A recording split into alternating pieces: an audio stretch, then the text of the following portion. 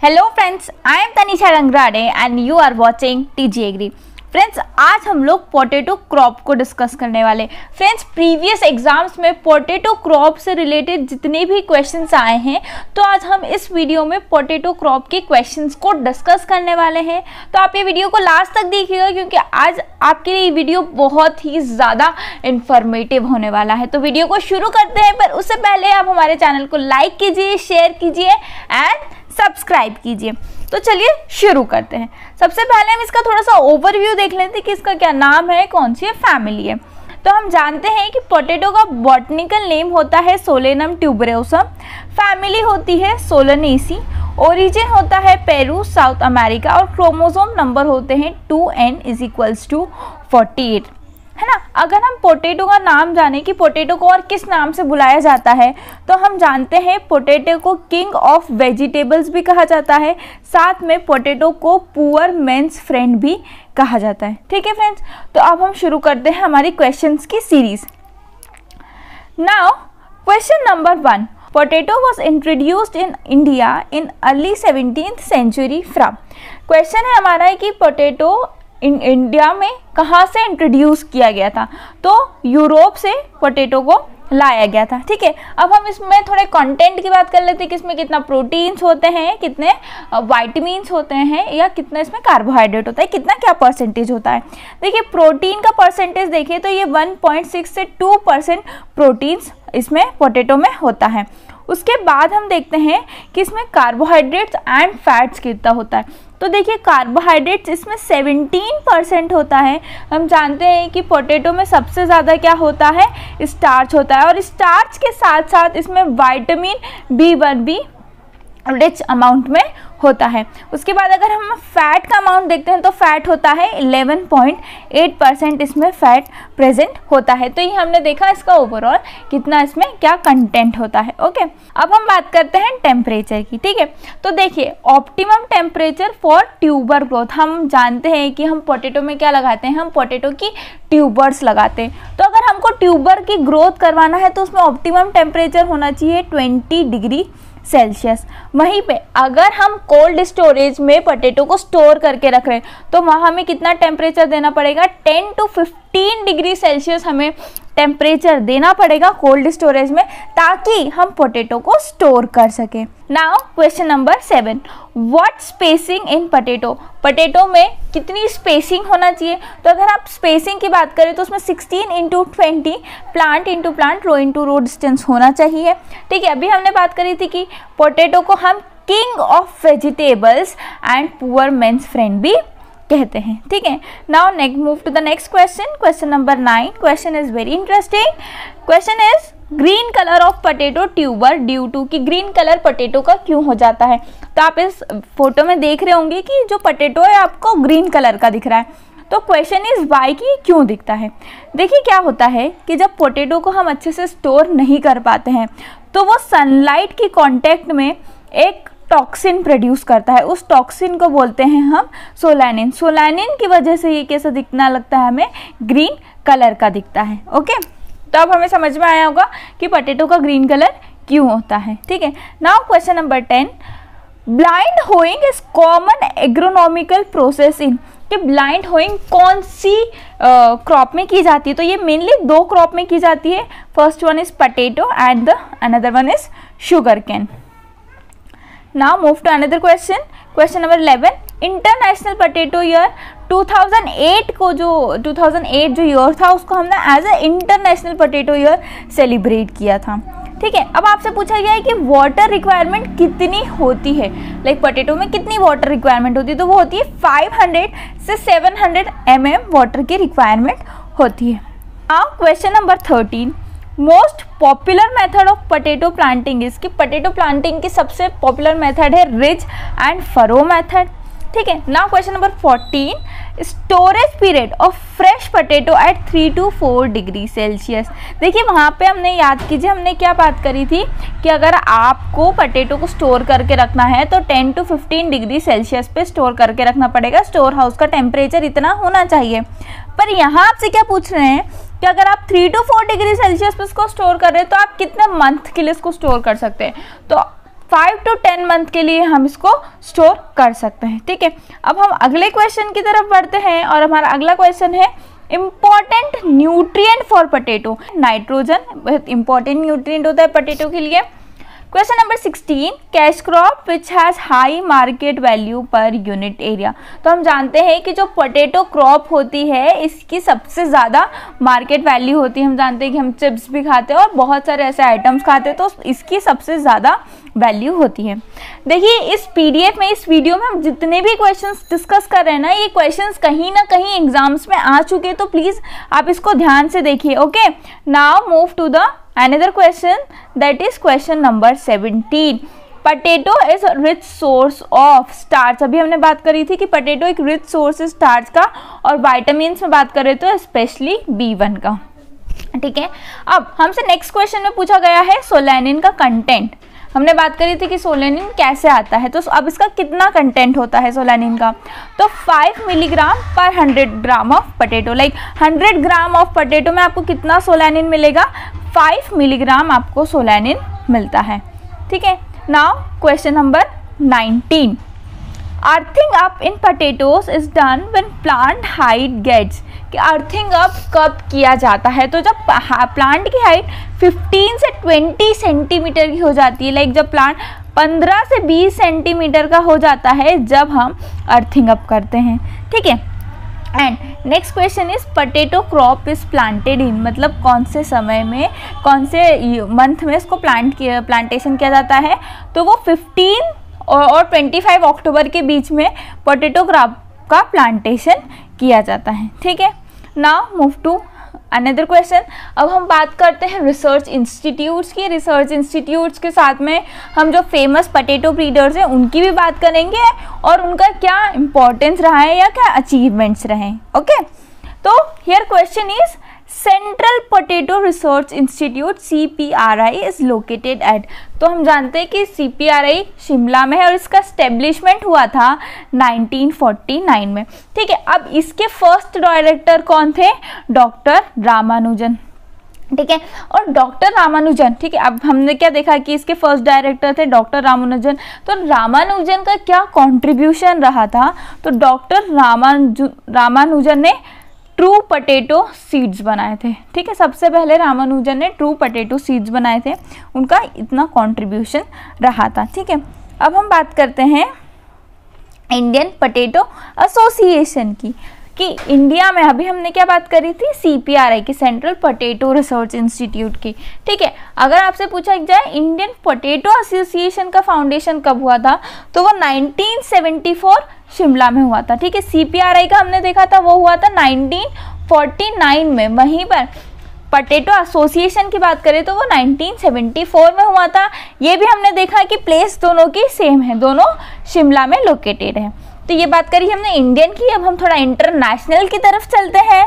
तो हम जानते हैं कि इंटरनेशनल पोटैटो सेंटर का है लाइमा पेरू में, और अभी हमने याद कीजिए जब हमने सेंटर ऑफ ओरिजिन की बात करी थी तो इसका ओरिजिन भी क्या था, पेरू, साउथ अमेरिका इसका ओरिजिन था। तो यहाँ से भी आप इसे याद रख सकते हैं। ठीक है, now move to another question, seed plot technique developed by. तो seed plot technique Pushkar Nath ने 1967 में दी थी। देखिए सीड प्लॉट टेक्निक में क्या होता है और क्या था कि जो नॉर्दर्न प्लेन्स होते हैं ना, तो वहाँ पे वायरस फ्री या डिसीज फ्री सीड्स लगाने के लिए जो टेक्निक का यूज़ किया जाता है उसको कहा जाता है सीड प्लॉट टेक्निक। ये किसके द्वारा डेवलप की गई थी, तो ये पुष्कर नाथ के द्वारा 1967 में डेवलप की गई थी।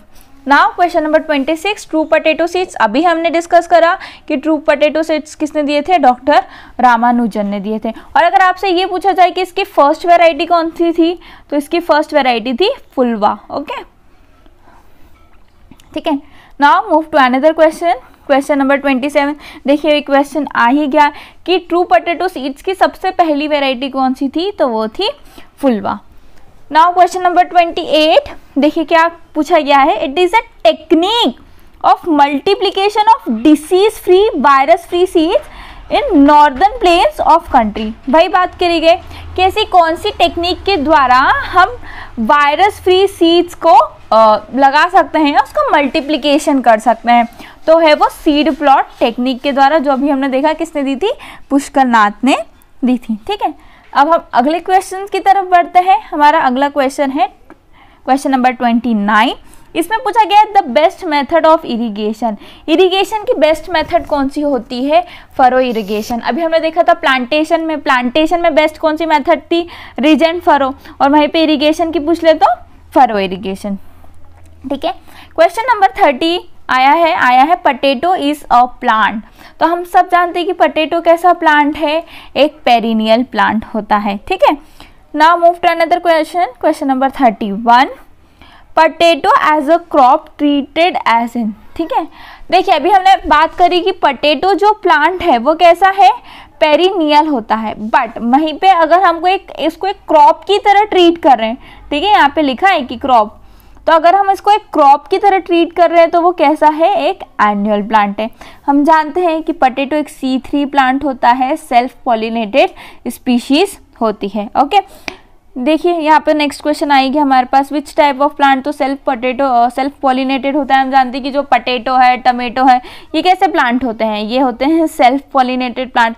वहीं आपसे बात कर ली जाए, आप पूछ लिया जाए अनियन गार्लिक का, तो ये कैसे होते हैं, ये होते क्रॉस पॉलिनेटेड प्लांट्स होते हैं। ठीक है, क्वेश्चन नंबर 34, ये भी बहुत इंटरेस्टिंग क्वेश्चन है। देखिए क्या पूछा गया है, ट्यूबराइजेशन के पॉइंट ऑफ व्यू से पूछे तो पटेटो कैसा है, एक short day plant. Remember here tuberization पूछा गया है। ठीक है, अब हम वहीं पर नेक्स्ट क्वेश्चन देखते हैं कि नेक्स्ट क्वेश्चन क्या है। नेक्स्ट क्वेश्चन इज फ्लावरिंग के पॉइंट ऑफ व्यू से देखें तो पटेटो एक कैसा है, लॉन्ग डे प्लांट है। याद रखना कि अगर आपसे सपोज पूछ लिया गया कि बताइए कि अगर हम ट्यूबराइजेशन के पॉइंट ऑफ व्यू से देख रहे हैं तो वो एक शॉर्ट डे प्लांट है, वहीं पे अगर हम इसको फ्लावरिंग के पॉइंट ऑफ व्यू से देख रहे हैं तो वो कैसा है, एक लॉन्ग डे प्लांट होता है। ओके ना, अब हम इसकी बात करते हैं पीएच की।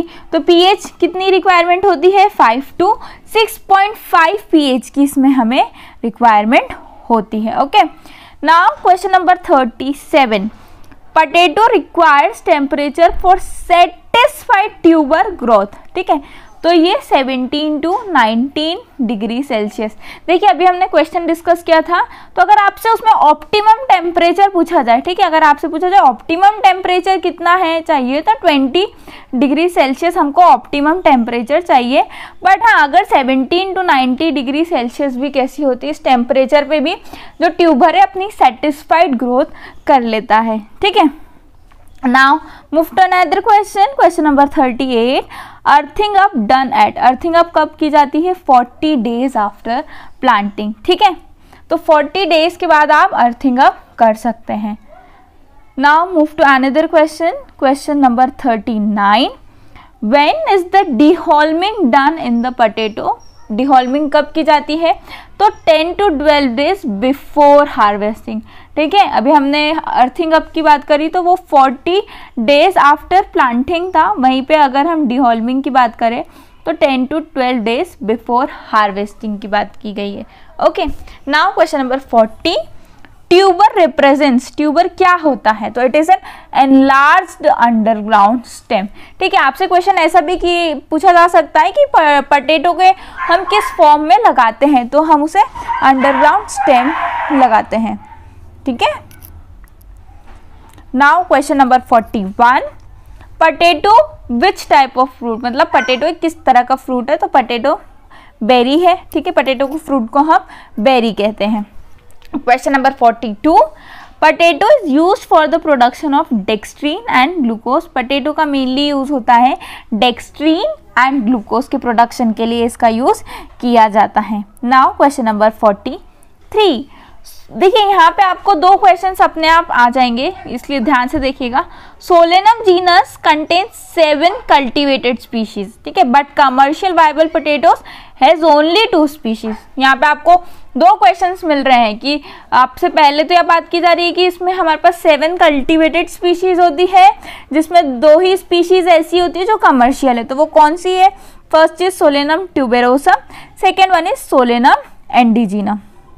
ठीक है, now question number 44, green colour inflorescence, ठीक है, तो वो है रेसिमोस टाइप का इसमें इन्फ्लोरेसेंस देखा जाता है, ठीक है। देखिए मैं आपको बता देती हूँ कि आप एग्ज़ाम जाने से पहले सभी के जितने भी अपने फ्रूट्स होते हैं ना, उनका इन्फ्लोरेसेंस कैसा होता है और वो किस टाइप का फ्रूट होता है एक बार अच्छे से देख लीजिएगा, क्योंकि इस टाइप के क्वेश्चंस अधिकतर एग्जाम्स में पूछे जाते हैं, ठीक है। अब हम आगे की क्वेश्चन की तरफ चलते हैं और हमारा नेक्स्ट क्वेश्चन है occupies largest area and production under any single vegetable in the world.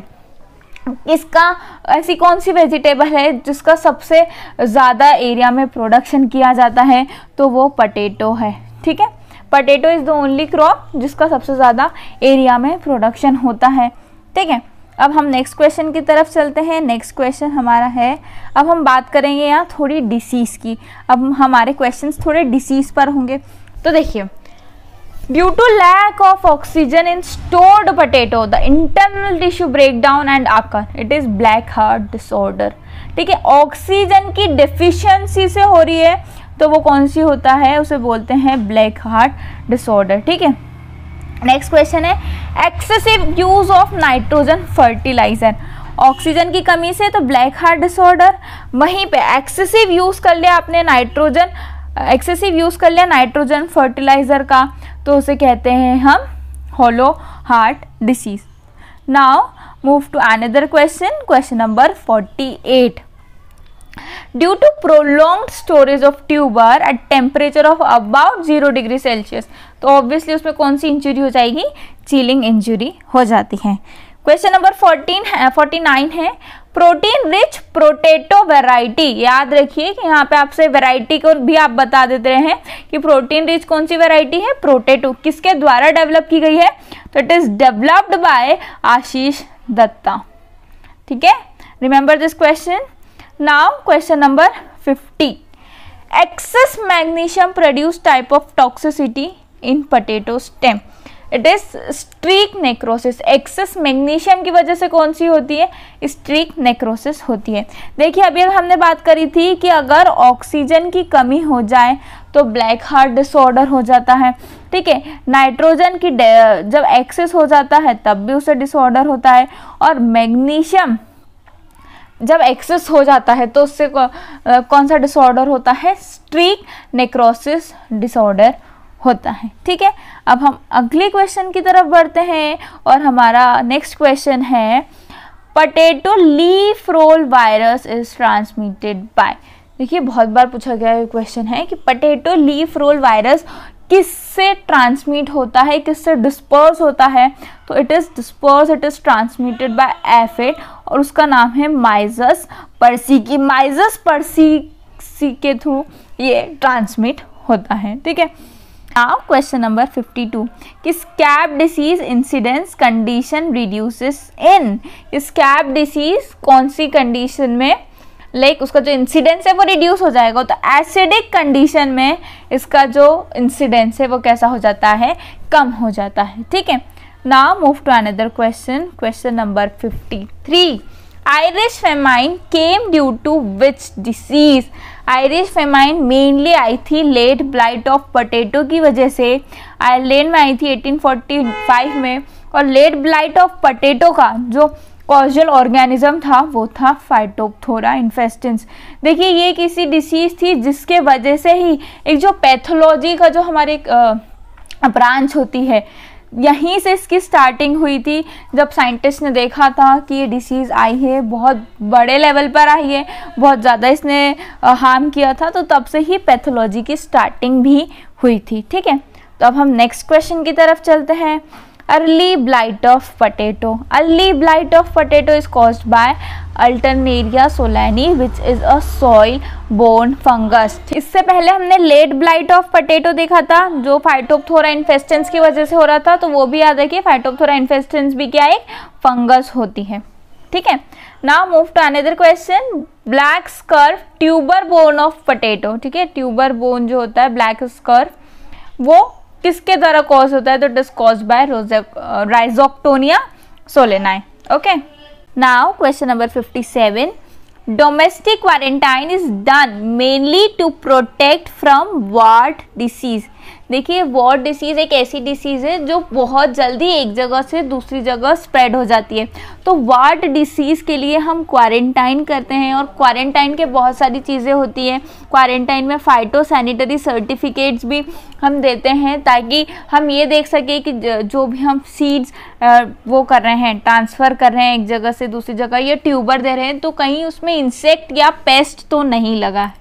तो अगर डोमेस्टिक क्वारंटाइन पूछा जाए तो ये आता है वॉर्ट डिसीज़ का, मेनली डोमेस्टिक क्वारंटाइन किया जाता है। Okay, now question number 58, scab disease of potato. तो स्कैब डिसीज़ कॉज की जाती है स्ट्रेप्टोमाइसिस स्केबीज, मतलब इसका कॉजल ऑर्गेनिज्म है streptomyces scabies. Okay, now question number 59, insects of potato which infect the tubers in field as well as storage. ऐसा कौन सा इंसेक्ट है जो फील्ड में और स्टोरेज में दोनों ही जगह इन्फेक्ट करता है?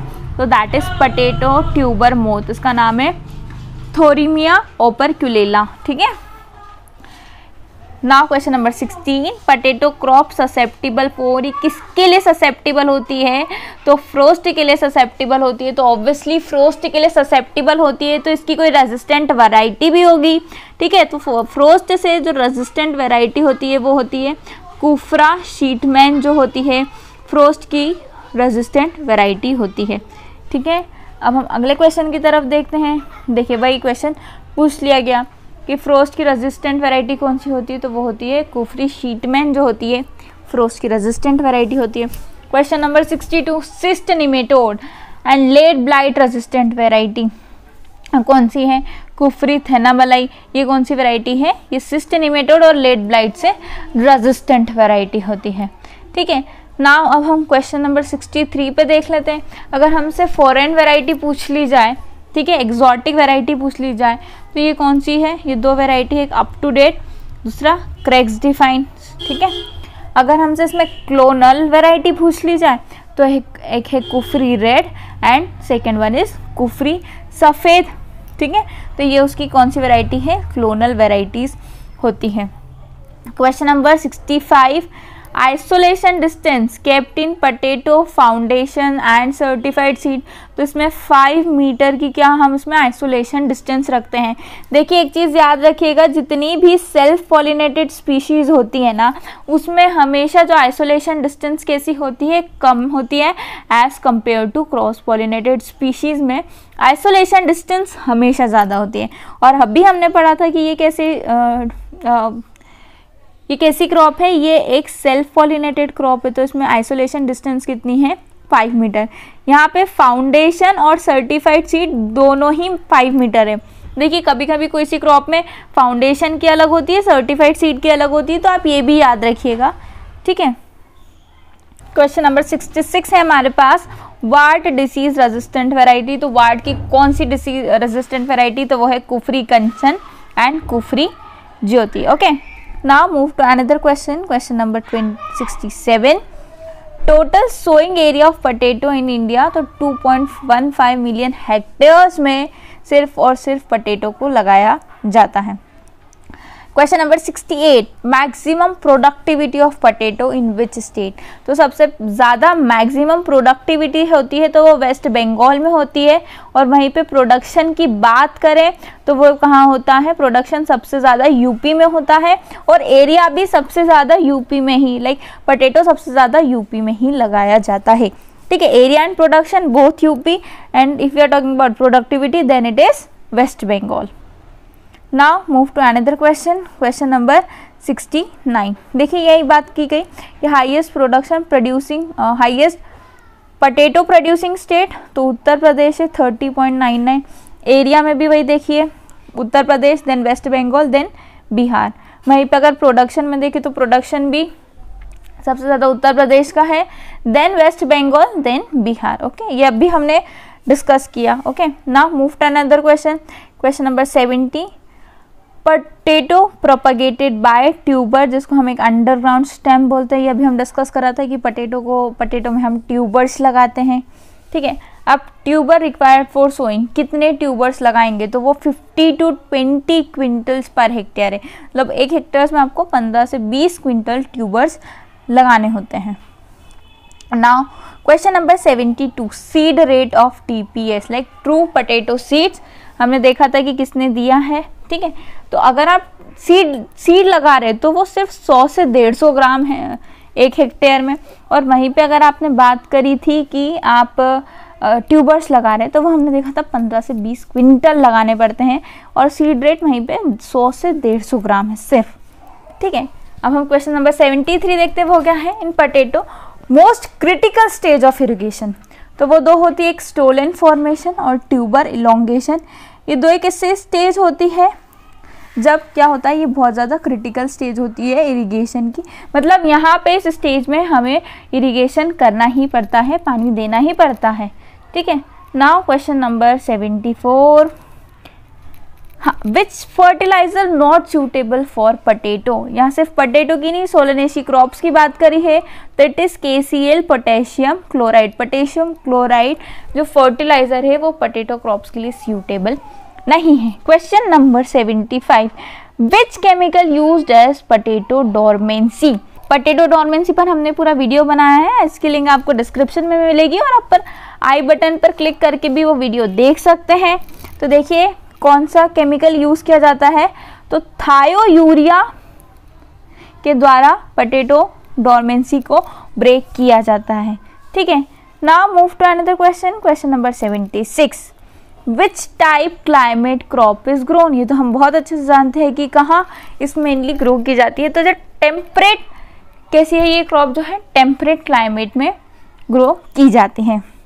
Question number 77, optimum mean daily temperatures are like, उसका डेली का हमको कितना टेम्परेचर चाहिए, तो 18 to 20 डिग्री सेल्सियस चाहिए। याद रखिए हमने ट्यूबर ग्रोथ के लिए भी इतने ही टेम्परेचर की रिक्वायरमेंट की थी कि हाँ इतना टेम्परेचर होगा तो हमारा ट्यूबर अच्छे से ग्रो करेगा। Question number 78, the vegetative growth best at 24 degree Celsius पे वेजिटेटिव ग्रोथ बेस्ट तरीके से होगी, ठीक है। Question number 79, optimum soil temperature for normal tuber growth that is 15 to 18 degree Celsius. अभी तक हम बात कर रहे थे एटमॉस्फेयर की टेम्परेचर की, अब सॉइल टेम्परेचर पूछा है तो वो भी कितना है 15 to 18 degree Celsius, okay. Now question number 80, optimum sowing depth कितनी होनी चाहिए, तो वो होनी चाहिए 5 to 10 सेंटीमीटर की डेप्थ होनी चाहिए। तो आप भी हमने पोटैटो क्रॉप के 80 क्वेश्चंस डिस्कस करे, ये 80 क्वेश्चंस किसी ना किसी एग्जाम्स में ज़रूर आए हुए हैं, ओके। तो आई होप आपको ये वीडियो पसंद आया होगा। आप हमें इंस्टाग्राम पर भी फॉलो कर सकते हैं, आप हमारे टेलीग्राम पर भी ज्वाइन कीजिए, हमारा वहाँ पर ग्रुप है TG एग्री ऑफिशियल नाम से। हम वहाँ पर डेली क्वेश्चंस डालते हैं ताकि आपकी डेली प्रैक्टिस हो और आप अपनी एग्जाम में काफ़ी अच्छा इंप्रूवमेंट दिखाएं। आप हमें व्हाट्सएप पे भी ज्वाइन कीजिए क्योंकि हम वहाँ पर ग्रुप डिस्कशंस चलते हैं, साथ में आप हमें फेसबुक पे भी ज्वाइन कर सकते हैं। साथ में हमारी एक वेबसाइट भी है, वो है tgagri.weebly.com, जहाँ पर आपको एग्रीकल्चर के सभी टाइप के नोट्स मिलेंगे। तो आई होप आपको ये वीडियो पसंद आया हो, और अगर पसंद आया हो तो प्लीज़ हमें लाइक कीजिए, शेयर कीजिए एंड सब्सक्राइब कीजिए। Thank you.